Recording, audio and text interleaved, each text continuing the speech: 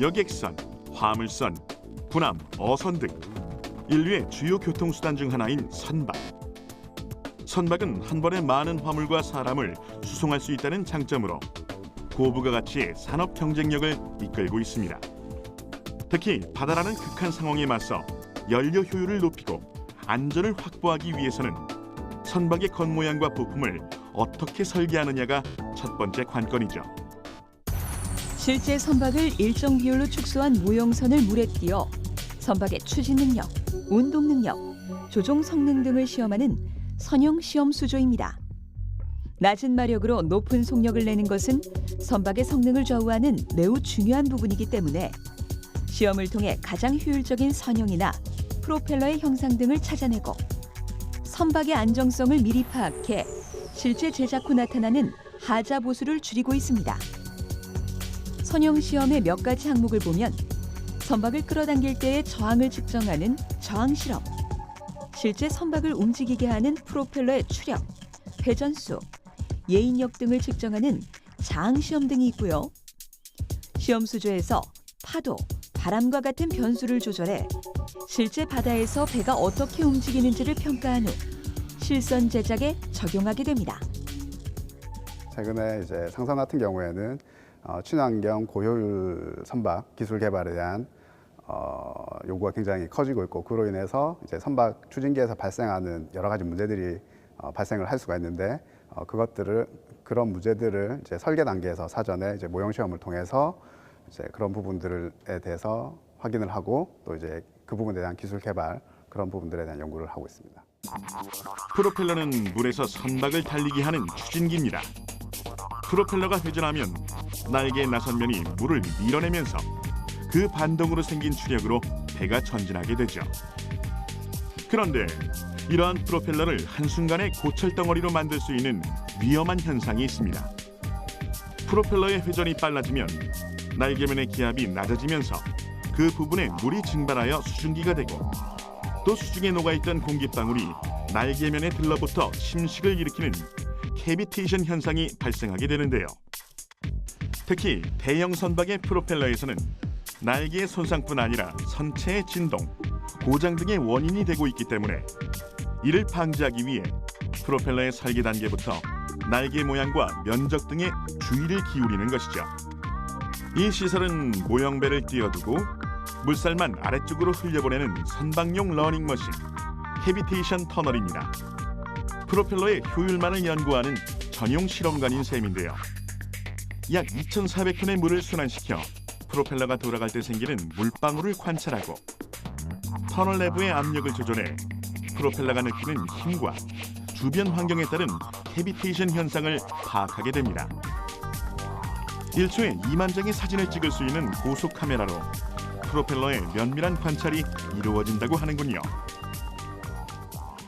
그래서 상선 같은 경우는 이 캐비테이션을 피할 수는 없기 때문에 캐비테이션이 조금 더 안정적으로, 또는 좀 양을 줄인다든지 하는 이런 형태로 저희가 기술 개발을 하고 있고요. 함정 같은 경우는 이 캐비테이션이 발생을 하면은 이제 어떻게 보면 이 함정의 역할을 못할 수가 있기 때문에, 기능을 못할 수 있기 때문에 이제 최대한 캐비테이션을 이제 억제하는 그런 기술들을 이제 개발을 하고 있습니다. 쟤 우리랑 좀 비슷하게 생긴 것 같지 않니? 안녕, 난 크랩스터 로봇이라고 해. 토종 국내산 육족 보행 해저 탐사 로봇입니다. 우리나라의 서해안과 남해안은 조수간만의 차가 크고 조류 속도가 빨라 이를 극복하기 위해 개와 가재처럼 바닥에 엎드려 이동할 수 있는 형태로 개발되었는데요. 최대 200m의 수심에서 초당 0.1m의 속도로 해저를 탐사하고 혼탁한 수중에서도 100m 반경 이내의 물체를 탐지할 수 있다고 합니다. 또한 초음파 카메라를 이용해 전방 15m 이내에 동영상 촬영이 가능하고요. 총 10대의 광학 카메라가 장착돼 있어 주변의 수심, 온도, 유속 등 데이터 수집을 실시간으로 제공한다고 합니다.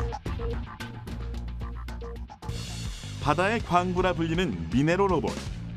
25톤에 달하는 이 로봇은 수심 5,000m의 엄청난 수압에도 모양을 유지할 수 있도록 설계되었다고 합니다. 우리나라의 심해 퇴적물에는 망간 당계라는 자원이 다량 함유되어 있는데요. 망간 당계는 첨단 산업의 기초 소재로 활용되는 망간, 철, 니켈, 구리 등 약 40여 종의 금속 물질을 함유하고 있는 광물입니다. 그런데 문제는 바다 밑바닥에 있는 자원을 사람이 직접 건져오는 것이 불가능할 뿐더러 망간 단계의 퇴적물에 사람이 발을 디딘다면 늪에서처럼 푹 빨려 들어갈 수 있기 때문에 로봇의 역할이 전적으로 필요한 것이죠. 나한테 맡겨. 내가 다 해주겠어.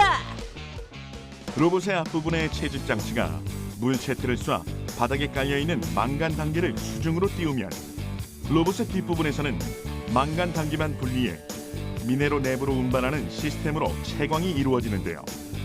미네로는 지면과 마찰이 큰 곳이나 진흙에서도 자유롭게 움직일 수 있고요. 심해저의 악조건 속에서도 원하는 동선으로 이동할 수 있는 슈퍼파워 최강 로봇이라고 하는군요. 힘을 내요 슈퍼파워. 바다를 꿈꾸고 바다와 싸우고 바다와 융화되어 온 인류.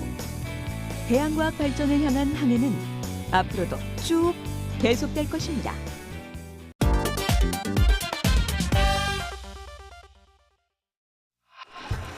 드넓은 바닷속에는 다양한 생명들이 그들만의 질서와 균형을 이루며 살아가고 있습니다. 그런데 그중에는 생태계를 교란하고 무차별로 파괴하는 포식자도 있죠. 바다의 해적이라 불리는 불가사리입니다.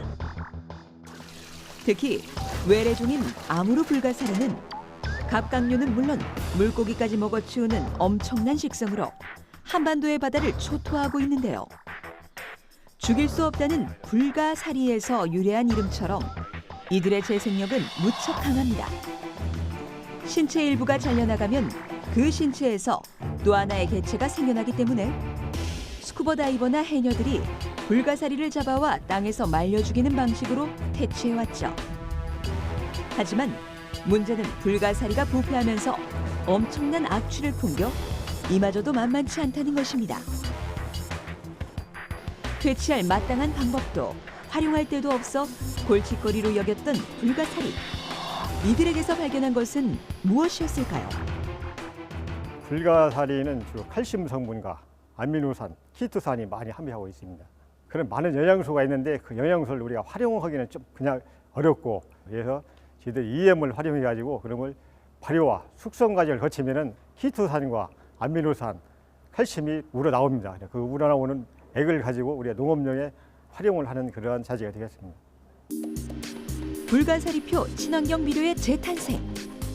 말린 불가사리를 분쇄한 후 유용 미생물과 함께 6개월간 발효, 숙성 과정을 거치고 나면 비교적 저렴한 값에 질 좋은 액체 비료가 되는데요.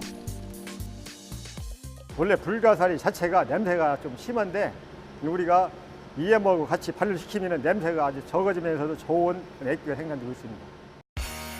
유용 미생물은 수많은 미생물 중 효모, 유산균, 누룩, 바실러스균 등 인류가 오래전부터 식품의 발효 등에 이용해왔던 좋은 미생물을 말합니다. 악취 제거, 독성 제거, 수질 정화 등의 작용을 하는 유용 미생물과 영양분이 가득한 불가사리가 만나 식물에는 더할 나위 없이 좋은 비료가 되는 것이죠. 이렇게 생산된 비료를 물과 1000대 1에서 1500대 1 비율로 희석해 잎사귀에 살포하면 아미노산, 키토산 성분이 흡수되어 생물의 생장을 돕는다고 하는군요. 그런 영양제 사용했을 때보다 출하 시기가 당겨지더라고요. 그리고 갓이 두껍고 윤택이 잘 나오고, 또 하나 그 수확했을 때 그 저장성이 기존 농사 졌을 때보다 오래 가는 것 같더라고요. 생태계 파괴자도 없애고 농업 경제도 살리고 소비자들도 안심되는 일석삼조의 친환경 비료 기술. 칭찬할 만하죠? 부드러운 식감에 바다향을 가득 머금은 멍게입니다. 양식과 대량 생산이 쉬워 비교적 흔히 접할 수 있는 해산물이죠. 그런데 한 입거리밖에 안 되는 요 알맹이에 비해 쓰레기로 남은 껍질의 양이 어마어마한데요. 버릴 수 없다면 활용하라. 멍게 껍질은 어떻게 변질할까요?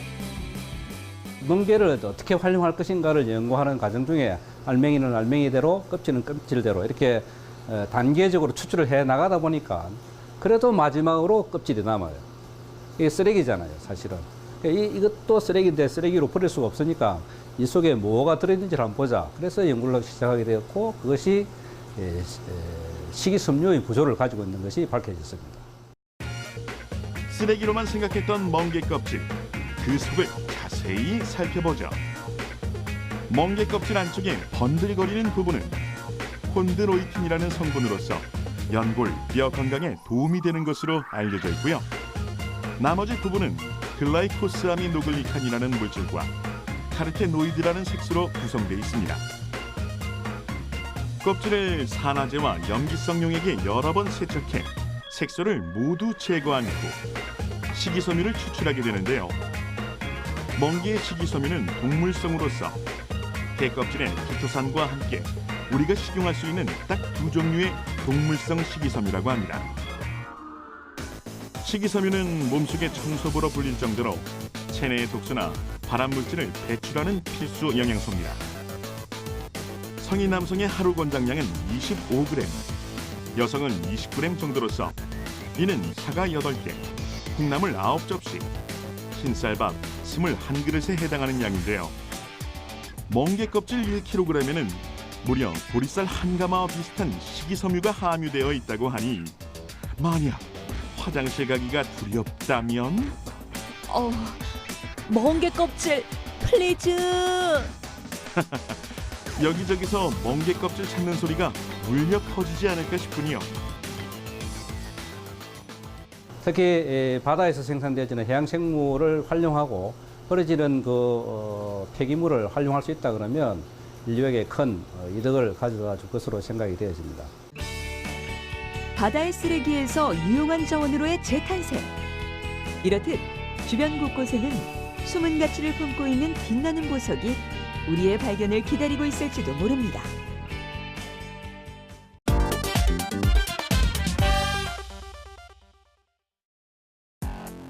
우리가 살고 있는 지구는 3분의 2가 바닷물로 덮여 있습니다. 육지는 약 1억 4,900만 제곱킬로미터, 바다는 약 3억 6,200만 제곱킬로미터에 해당하죠. 바다는 지구에 존재하는 물의 97%를 차지합니다. 나머지 짜지 않은 물의 3% 중 빙하가 2%, 그리고 1%가 지하수, 강 등이 차지하고 있습니다. 바다는 이렇듯 드넓은 면적을 차지하고 있지만 부피는 지구의 0.1%에 지나지 않습니다. 지구의 반지름은 약 6,400km, 바다의 깊이는 4km로 지구에서의 바다의 두께는 종이 한 장 정도라고 할 수 있죠. 태평양, 대서양, 지중해, 동해. 바다 이름에 붙은 양자와 해자는 어떤 차이가 있을까요? 그것은 바다의 크기를 나타내는 말로써 양은 매우 큰 바다를, 해는 그보다 작은 바다를 뜻합니다. 우리나라의 동해, 남해 등은 태평양의 한 부분이 되는 것이죠. 태평양은 5대양 중 면적이 가장 넓습니다. 약 1억 6,500제곱킬로미터로 전체 해양 면적의 절반가량을 차지하며 육지를 모두 합한 면적보다 넓고요. 한반도의 약 750배에 달한다고 하는군요. 아이, 에휴, 그런데 바닷물은 왜 이렇게 짠 거야? 바닷물에 소금이 녹아있는 이유를 알기 위해선 45억 년 전 태초의 지구로 거슬러 올라가야 합니다. 지구가 만들어지면서 생긴 불덩어리가 식으면서 수증기가 구름을 만들었고 구름은 비가 되어 수백 년 동안 그치지 않고 내리게 됩니다. 빗물은 오랜 시간 육지에 여러 가지 물질들을 쓸어 모아 바다로 흘려보냈고 그 중에는 염류가 가장 많이 포함되어 있었죠. 사실 지구에서 생산되는 소금 중 바닷물에서 얻어지는 것은 3분의 1에 불과하다고 합니다. 육지의 소금 광산, 소금 호수 등에서 더 많은 소금을 얻을 수 있다고 하는군요. 바닷물 1리터 속에는 순수한 물이 965g, 그리고 35g의 염류가 포함되어 있습니다. 우리가 흔히 짠 음식에 대해 말할 때 염분 섭취를 줄여라 하는 말을 하는데요. 염분이란 이 1리터의 바닷물 속에 들어있는 소금, 즉 염화나트륨을 비롯한 염화마그네슘, 황산마그네슘, 황산칼슘 등 해수에 녹아있는 여러 가지 무기물의 총 무게를 말하는 것이고요. 그중 염화나트륨이 77.7%를, 염화마그네슘이 약 10%의 비율을 가지고 있습니다. 바닷물을 먹었을 때 짠맛과 쓴맛이 동시에 나는 이유가 바로 짠맛의 염화나트륨과 쓴맛의 염화마그네슘 함유량이 가장 높기 때문인 것이죠. 바닷물에 녹아있는 염분의 양은 지역에 따라 차이가 있지만 염류의 상대적 비율은 어느 곳의 바닷물이든 일정하다고 합니다. 단지 물의 양의 변화, 즉 증발에 의해 염분의 농도가 달라지는 건데요. 강물이 많이 흘러드는 흑해나 발트해, 우리나라에서는 황해와 동해에 강물이 많이 흘러들어 비교적 덜 짜고요. 반면 열대지방의 바다는 물이 많이 증발하기 때문에 짠맛이 강해집니다. 특히 이스라엘과 요르단 사이에 있는 사해는 기온이 섭씨 50도까지 치솟는 데다가 건조한 기후 탓에 물의 증발량이 다른 바다보다 10배에 이른다고 하는군요. 태양광이 거의 미치지 못하는 200m 이상의 깊은 바닷속 심해로 가보겠습니다. 빛이 들지 않는 바닷속은 식물은 살 수 없지만 불가사리, 성게, 해치렁이, 갑각류와 몇몇의 심해어가 생태계를 이루고 있죠. 사람들은 바다의 가장 깊은 수심을 찾기 위해 더 깊은 바닷속을 탐사하고 있습니다. 지금까지 알려진 가장 깊은 바다는 필리핀 근해 마리아나 해구 중에서도 비티아즈 해연이라는 곳인데요. 수심은 11,034m. 세계에서 가장 높은 산인 에베레스트가 해발 8,848m이니 그 깊이가 짐작되시죠? 이렇게 깊고 어두운 극한의 환경에서도 생명체가 살아가고 있습니다. 수심 2,700m에서는 장미를 닮은 10여 종의 신종 생물이, 4에서 5,000m의 극심해에서는 0.5cm의 초소형 오징어와 붉은색의 해파리가, 8,143m에서는 새로운 꼼치 2마리가 발견되었다고 하는군요. 깊은 바닷속에는 특수한 구역이 있습니다. 그곳엔 지하로부터 섭씨 400도에 이르는 뜨거운 물이 분출하는 열수공이라는 곳인데요. 열수공 주변에는 다양한 미생물이 서식해 심해 생물들이 생태계를 이루는 중요한 역할을 하고 있습니다. 열수공 근처에서 가장 흔히 볼 수 있는 생물은 심해 관벌레라 불리는 이동 능력이 없는 친구들이고요. 그 외에도 뜨거운 물에서도 잘 버틸 수 있는 새우등의 갑각류도 만날 수 있습니다. 저 깊고 광대한 바닷속 세상에는 아직 얼마나 놀라운 현상들과 기이한 생명체들이 모습을 감추고 있을지, 바다는 우리에게 무한한 궁금증과 상상력을 두드리고 있습니다.